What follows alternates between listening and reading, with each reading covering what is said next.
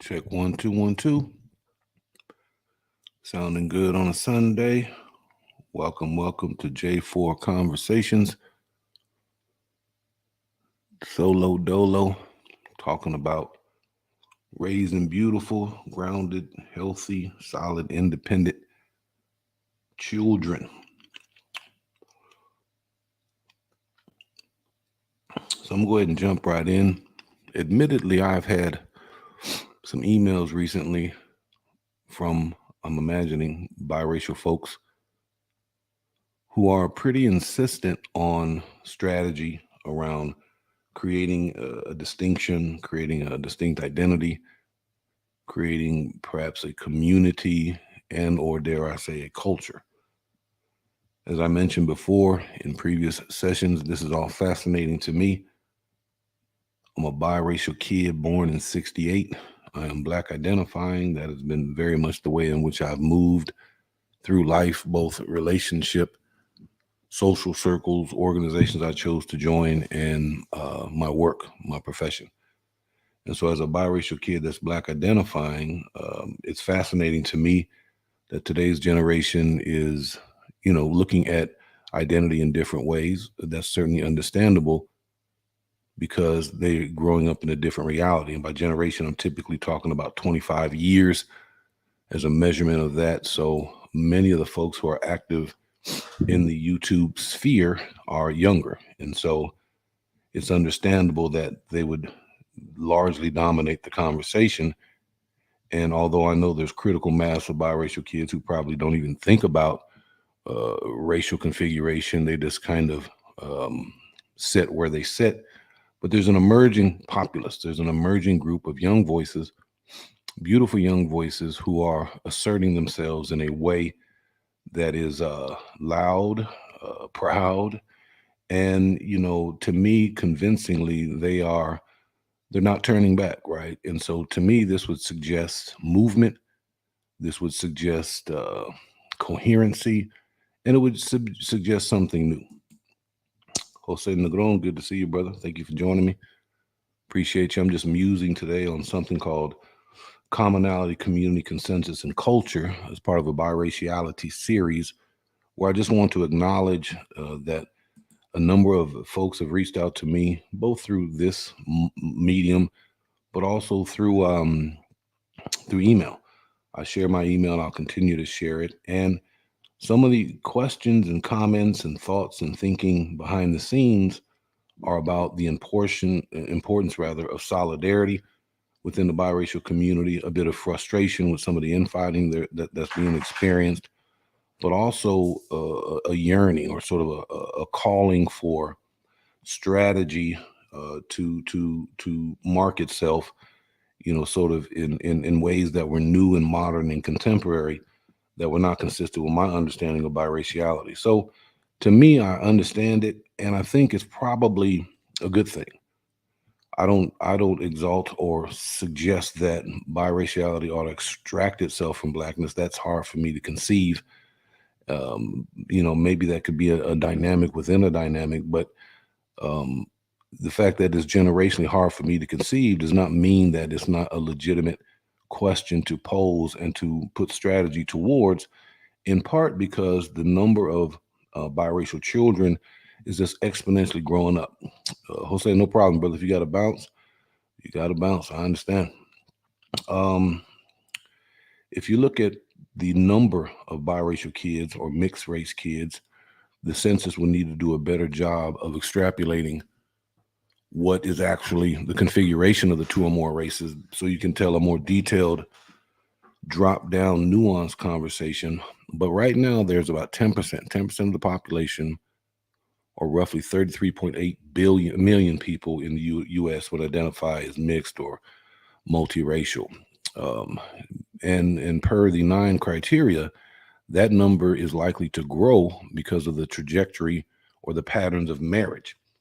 If you look at interracial marriages, roughly 10% of the population is interracially married, but the growth factor is determined by the number of newlyweds that are interracial.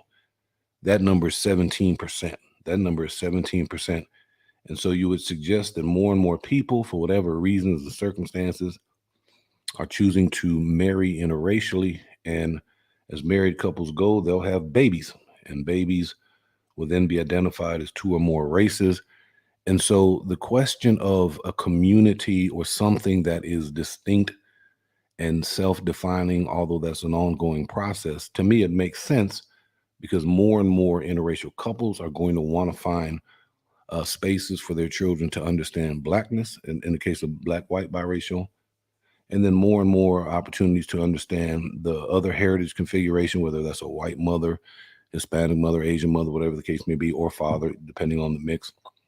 They'll want that, and in some instances, a parent being intentional about raising their child to have a healthy sense of everything that they are will find opportunities within monoracial spaces to do so.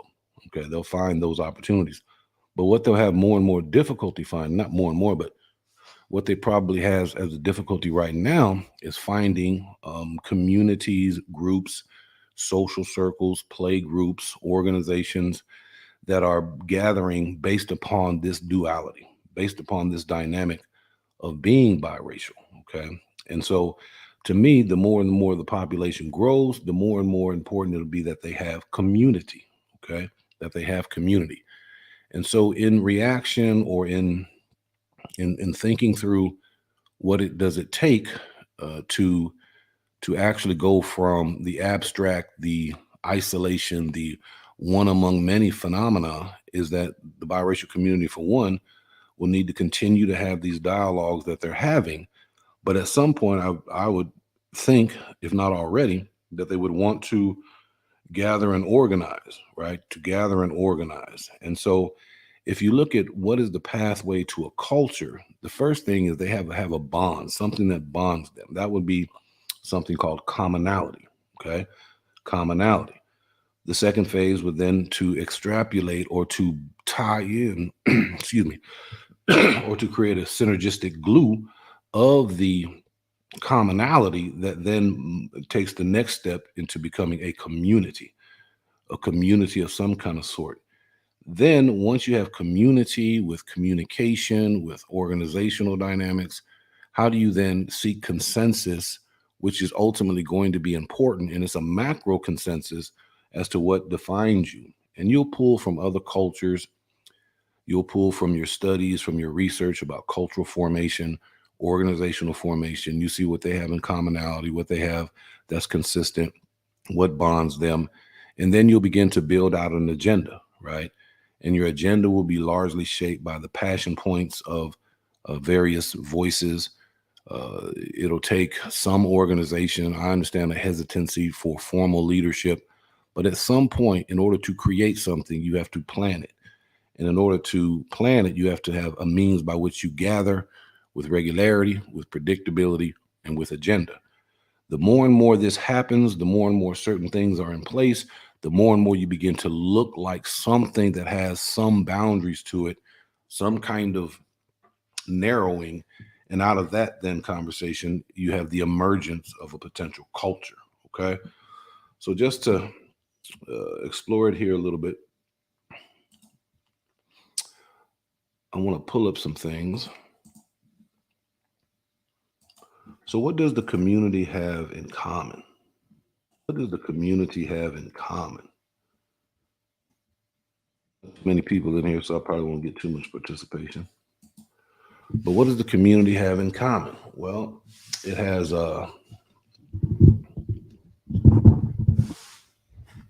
one sec, I'll tighten my microphone here. What does the community have in common? Well, let's think. Community probably has, sort of a birth configuration. That's probably not the word.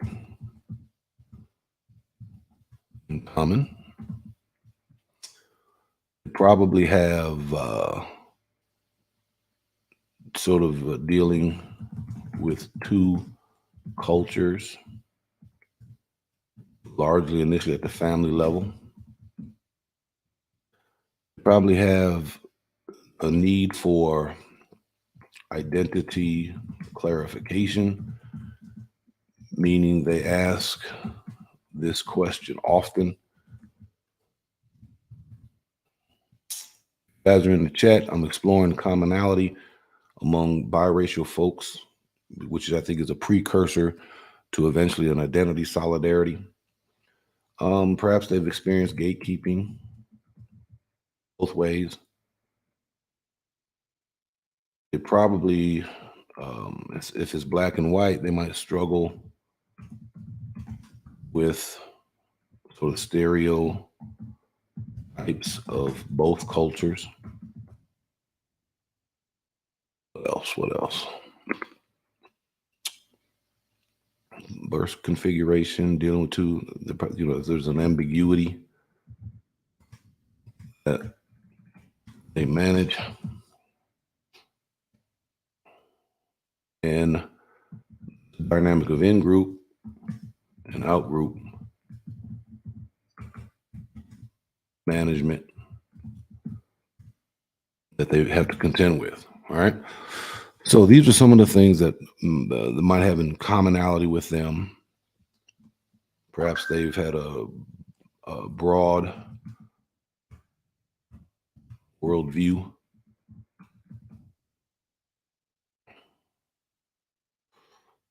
Questions of fit, membership, right? All these things kind of go into a commonality.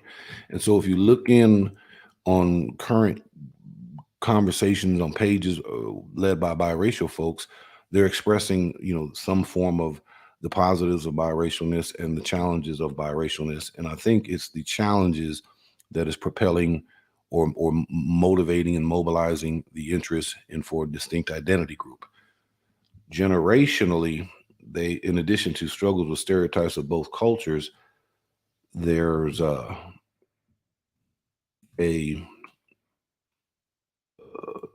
there's an embrace of whiteness in ways that were different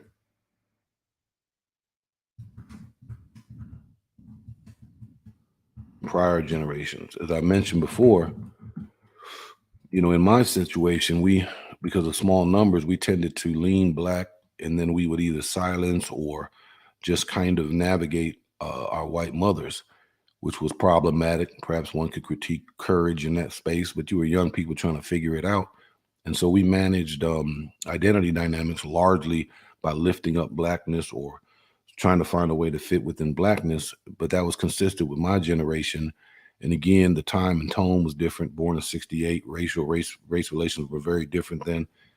And a lot of times in that era, not exclusively, but it involved European mothers or French or Korean, German moms, at least in the environment Southwest where I kind of grew up. And so the embrace of whiteness was different.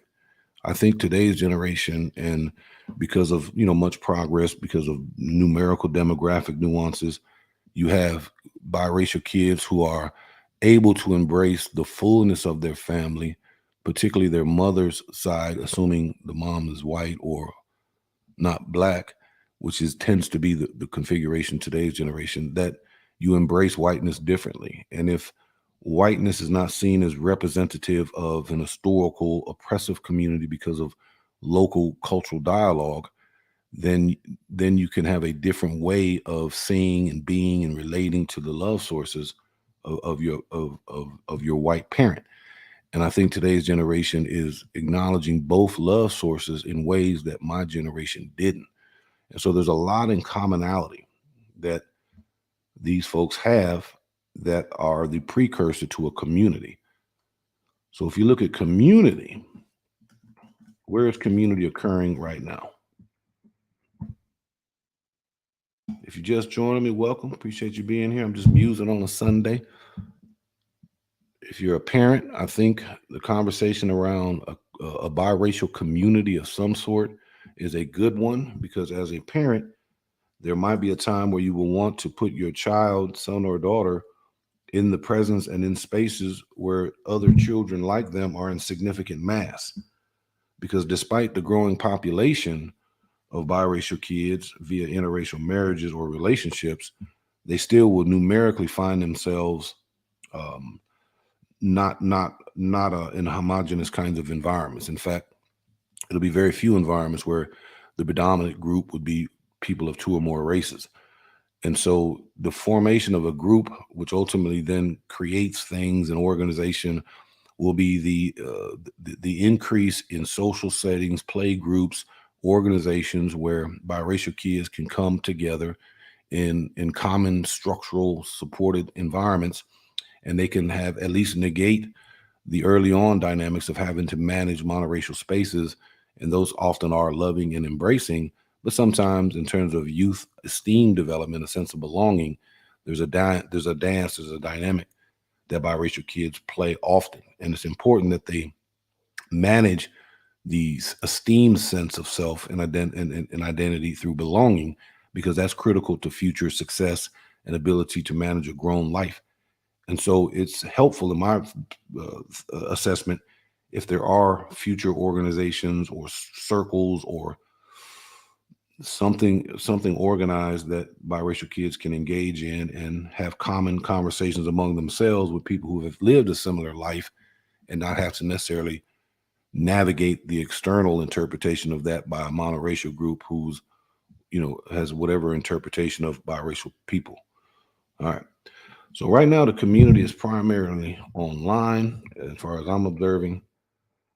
Um, Academics are starting to do academic research, which isn't necessarily a community, but it is saying something about them. I'm imagining there's, at least in Black biracial white, I don't know if there's gatherings, but the community primarily is online. So at this point, a gap area is physical gatherings. I see that mentioned often, in the importance of a gatherings, some kind of gathering. And it could just be a meetup, kickback. Well, that's what the young people call it today. Or it could be something celebratorial, be something celebratorial, or it could be to implement something addressing a cause unique to biracial kids. But at some point, in order to get to group formation or identity solidification, you're going to need to have a gathering. Online will always have its place. Academics can inform some of the reasoning why you might gather, but I'd recommend it kind of be informal initially. Maybe it's localized, whatever the case may be. But some point, the community is going to need to get together, look each other in the eye. As you do that, civility is heightened, so you don't get as much heat and fire in the chat boxes, and people have communication with each other. But it's a chance to gather, and it's at that gathering you'll get a vibe, you'll get a feeling, at least amongst that group of people, whether or not this thing has momentum, and whether or not this is something that's valid of investing time and resources in, or whether or not the community is kind of where it needs to be, just in the technological streets. All right. But assuming there's, because you'll have folks that'll gather and they just want to kind of come see and meet and talk and chop. Maybe they're going and they're curious. They're looking at they're looking for relationships or something like that, whatever the case may be. But at some point, a small group of people, sound mind and reason, and will then gather, and they'll create the means by which consensus can come out of that. Okay. Consensus is an agreement, not exact or absolute agreement, but it's a willingness to support, right? And consensus is better when it's macro to micro, right? Macro are large, low hanging fruit kind of themes, and then micro is in the minutia, in the details, right? But in order to have a space for consensus, you would need some kind of organization, right? Some kind of organization. And out of your organization, you would need to create a leadership model. I'm just musing here. Create a create a leadership model. Jose had to bounce. I'll get the rest of the stream on the playback. As always, you have interesting topics. Take care. Okay. You would need a leadership model, and then you would need an agenda. In your leadership model, you need to have a voting kind of structure to it. Positions, a role of general body members, and a reporting structure.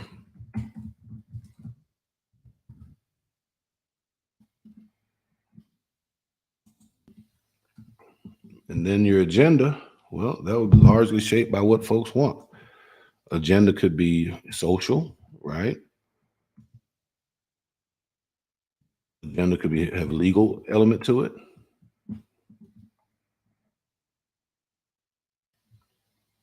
Social planning activities, fun things to do, celebrations. Almost all cultures have a day. Something typically it's around independence, but I don't know if biracial folks are articulating an independence, but a part of culture needs to have fun. It needs to have joy and laughter and opportunities to build fond memories around, right? Legal, at its highest level, a culture in terms of navigating its reputation and status among other cultures, at some point might need to have a legal element to it so it can defend itself if necessary. It can assert for certain rights if necessary, right? And as you would develop your agenda, it also then shapes, your leadership model, but you want to have certain kind of expertise levels, right? Who can come in and do some of these things. And then also you don't want to have a funding model. Right? How you gonna pay for all these wonderful ideals that's gonna come out of this stuff? But your agenda could be legal, social, legal, right? It could also be educational, right? What are your educational goals? It could also be, well, I think funding. I mentioned it up above, but the one things about culture, as the cited article in the description talks about, is a sort of self determination or cultural formation. One of the things it talks about in that agenda is symbols, right? What are your symbols? All cultural communities have symbols. There's religious symbols. The fist represents something. The colors red, black, and green represent something. All cultures will have symbols of sorts. And then part of cultural formation that you would have heroes, people that are significant contributors to the culture in different kind of ways. And what do you find empowering about those individuals? That the majority of the people can agree that this real fictional or non-fictional character is someone that they want to lift up as representing the ideal of what the culture is about. So that could be women, it could be men, it could be children, it could be mythical figures, whatever the case may be, but tangible people that you can tell a story through, right? You can point to as an example of what you're aspiring to be or what you feel that you are, all right? Then you'll need, not need, but then oftentimes out of that comes rituals.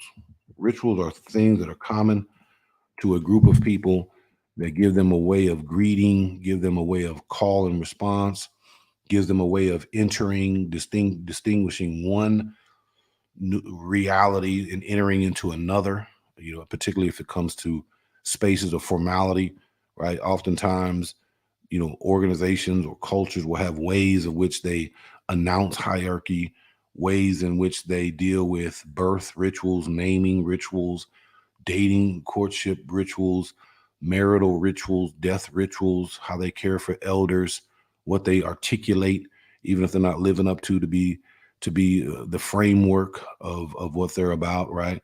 All cultures would tend to tell a story about themselves in the highest light, but in order to do that, they need to anchor that in things that are occurring or have occurred with the characters dominantly coming or representing the community by which they're from, right? All right. Rituals, and then finally, out of this formation, there's a sort of invisible or intangible configuration of values, right? So your symbols are your easiest way of representing this, then followed by looking back in history or in a current modern time. So critical charismatic figures that represent the highest ideals of what you're trying to become. And then you begin to build around them. But more importantly, when people are saying, well, what is something, to be able to point to people and or things that represent that something helps give a sense of, oh, okay, I understand, right? And then rituals are probably the most difficult. If you look at most cultures, their rituals are tied into their dominant religion base, and that's been around for millennials, so it often goes unquestioned and just sort of copied or mimicked, and that becomes at least some bonding type dynamic. Some cultures will build ritual around food preparation, around certain holidays, right? And so any group at some point would need to think about ritual formation. I created rituals for my own family, and I just made them up. I'd recommend you just make them up. And then your values basically are going to be shaped by the microphone. It's going to be shaped by who's talking, what the agenda is, what your sort of uh, whatever written articulation and representation of what you aspire to be. Whoever's on the microphone will put out the values, and they'll put out several. Some will stick, and some won't. But if enough time passes, if there's enough sort of unspoken acceptance, if there's enough identity declaration, if there's opportunities where people do gather and they find those to be positive experiences, and they find them to have value to their personal self, and then also value to their families, well, then you might be onto something, right? Then you might be onto something. And as time passes and as the group gathers more and more success, as families then reiterate uh, these particular values to their families, well, then you're getting immersely and loosely into a cultural land. But it has to, at some point, for those who are wanting to go faster, wanting to create a kind of community.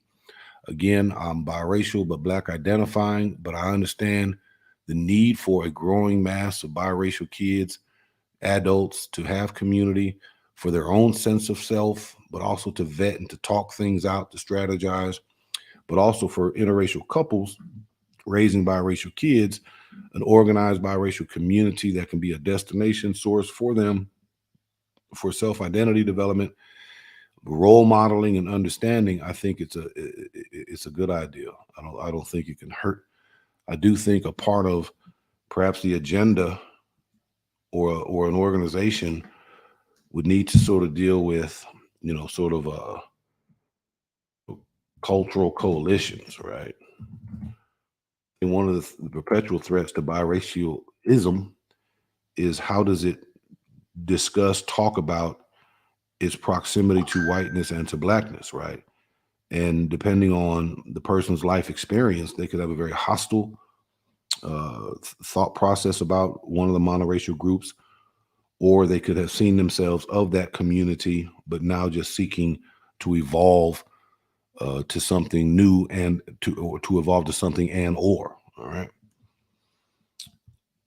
So if you're looking in, appreciate you joining me. I just wanted to speak to an increasing energy I'm receiving from the community about wanting more formal gathering, wanting more formal self definition, right? And so my opening premise was that in order to do that, you first have to have commonality. And here are some of the examples of what I think the commonality is. I imagine this list will grow or is worthy of critique: birth configuration, similar experiences with monoracial groups, and feeling of in group, out group, managing both families, And then out of these commonalities, you'll narrow and create community. And right now, one exists online in various ways. But also, what do you then build your gathering around? And the researchers are beginning to say something a lot about that. And then what are the gap areas? Is one of the gap areas is physical gathering, right? I'd recommend you start local, right? If you got a couple folks who are in this space and enjoying dialogue, that either you do a Zoom just for yourselves, if you want to stay technological, that way you can mitigate the dynamic that a public looking in can tend to derail you at times. But if you just have a Zoom, then you're in more of a traditional meeting and you can take time with each other. You can do introductory exercises. You can ask for what are our priorities? What do we want to do? Right. And so an in-house conversation is different than a public online conversation. And you can do things informally and or formally and then decide what you want to do. Right. And you're going to find people at different levels of interest in this, right? And I think from the gathering, for one, a person that physically takes time to go somewhere says something about interest, says something about how they value it. And then let's say, just to use fair numbers or even numbers, if 100 people show up at a picnic or barbecue or destination location, and then out of that, you submit a form and see if people are interested, and a good portion of them will share their contact information. But then when you send out the call for the first meeting, you might have a fraction of that, maybe 20 people, 10 people respond to that, and that's just fine, right? No group formation ever came out of 100% participation. Then let's say out of that 10, um, 3 are going to be like, no, they're just going to be anti-group, or they're just going to be counter to the productiveness of the group, and then eventually they'll fall off. And then you'll have a core handful of individuals who are committed and clear and have the capacity to manage multiple personalities, and then they build out the agenda, right? And so a small group then says, okay, how can we build traditions, right? How can we build rituals? And then some of the easier thing is to identify a day when could be for celebration of biracialness, whatever the case may be, whatever the interest point is, and then you have an event. You pick a location, or you encourage local participation in these kinds of things, whatever. And then again, you'll have another group of set of people who will discover and attend and show up, and then you'll narrow down again, and then all of a sudden you got another 5 group of individuals, and now you have 10, right? And it just kind of builds. But you got to build around heroes, you got to build around storytelling, and then you got to create opportunities for people to gather, experience, interpret the experience. If they find it valuable and joyful, if they want to repeat that, then it begins to get into annual tradition land. Okay. And then ultimately, the role of any group ought to be to understand its problems and to seek solution. One of the ways to give solid footing to any entity, any group, is to have success in solving your problems. That's why I think of the 9 criteria, the most important one is research, scholarly research, to be able to tell a story about your particular group. And if you understand the story will reveal data sets and statistics. And from those data sets and statistics, you can see where you're doing well, where your community is healthy. And then you can also see where it's having challenges and problems. And then through your structure, you can then seek to address the things that are problematic in your culture. And the more and more success you have with that, the more wins that are felt. And then people who have been on the sidelines and are speculating, and they're doubters that exist in all human beings, they'll increasingly gravitate to it. And so as I wrap here, I see a couple of folks in the box. This would be the time to say hello or ask a question if you want to ask it. But whatever you do, beautiful community, biracial community, mulatto community, mulata community, whatever you become, I would hope you would have exhaustive thinking and thought and conversations about how do you define your position or your positionality in relationship to Blackness, right? How do you define yourself in relationship to Blackness? And because Blackness has been a biracial maternal home for so long, despite whether or not one believes that is a good thing or one drop, whatever the case may be, there have been countless Black mothers, fathers, uncles, cousins who have embraced us in different ways, maybe challenged us in different ways. And just like families, there's tension, there's fighting, there's joy, there's grace, there's reconciliation, there's tears, there's laughter, there's joy, right? Historically, for centuries, that has been the relationship. And so as you seek to pathway into something different, I think the numbers are just warranting it. And the sentiment of young people, particularly younger people who have had difficulty in finding community and home within Blackness, that you think about how you transition, right?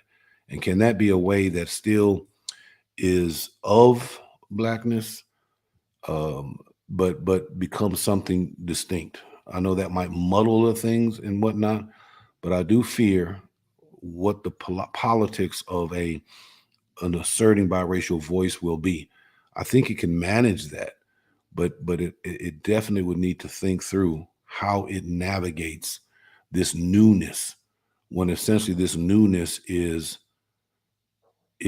extracting itself from an historical Blackness. All right, Walter, all of this makes a whole lot of sense, of course. Okay, thank you, Walter. Appreciate you, brother. Appreciate you being here. Yeah, I'm doing this, man, because in every conversation, at some point, a minority voice, I mean, numerical minority voice, will say, well, what about, right? How do we become something? How do we become our own? In the initial phase, that's probably too early, too early.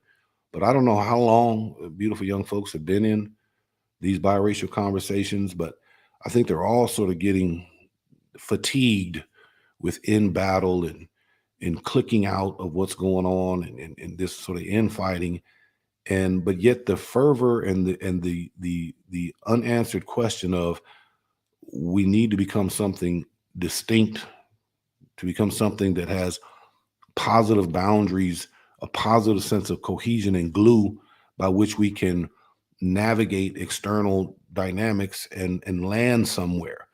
As a person that's channels focused in on parenting, I think that's good, because every one of these young people are going to eventually marry and have children, and they're talking about who they're going to marry, marry who you want to marry. But at some point, you're going to say, how do I raise these beautiful babies who are either probably multi generationally mixed because of who's in the space? And you're going to want formal hierarchical organizations by which to tap into for your children to have that particular sense of community support and engagement opportunities in terms of whatever the organization is about. There's always been examples for biracial kids to join Black monoracial spaces, biracial kids to join white monoracial spaces. But as the numbers grow and as parents become more and more sophisticated or sort of more adamant in their thinking in terms of exposure, they'll want something to expose their biracial kids to that is biracially centered. And in order for that to occur, it has to be created. And so I'm getting some energy and some emails about kind of an importance of, we need a community, right? I'm appreciative of the emails. I'm appreciative of of of the thought and the sharing of information. Um, it's not my generation, y'all. It's not my generation, and it's not my generation. But I would say this: it is important that whatever does get organized, that it is led by young voices, but it has sort of multiple generational input or sounding board dynamic, right? Because an older generation, I think a good portion of them kind of lean my way, where you identify as biracial, you acknowledge that as a birth construct, but you leaned monoracially, in this case, my case, Black. And so that's my lens and my worldview, my probably representative of my generation. But as the new generation kind of goes forward, it's important that an older voice be included, in part, and to talk about, how do you navigate this transition? How do you navigate this becoming, right? Because as soon as you form something that is in its title or in its vision and mission statement biracially centric, you're going to then raise questions of, well, what does that mean in relationship to us? Blackness will say that, whiteness will say that. What does that mean in relationship to us? And so there needs to be a response to that. There needs to be a set standard ways of questioning and asking questions about that, so that you can address that question squarely. You can address that question directly, and you can articulate the obvious, you can articulate the reasoning, you can articulate the why, but in a way that says it is the circumstances, the time, and the importance of that for a distinct acknowledgement of biracial realities that are unique to them, that requires study, time, research, organization, and gathering, right? You can say something that does not position in any hostile capacity to other individuals. You're just stating your current reality. And the more research you can have around that, the more data you can say to tell, this is why we're doing this. This is why this is important. It is not saying anything about any cultural community one way or the other. It's saying something about us. It's an act of self-determination. And older voices can help bridge that. They can help bridge that. All right, see some folks coming in. Y'all coming in. I'm on the way out. The mulattoes, we got Google eyes. All right. What's going on, AJ? Showing support for the broadcast. Mulatto Vanguard. Appreciate you.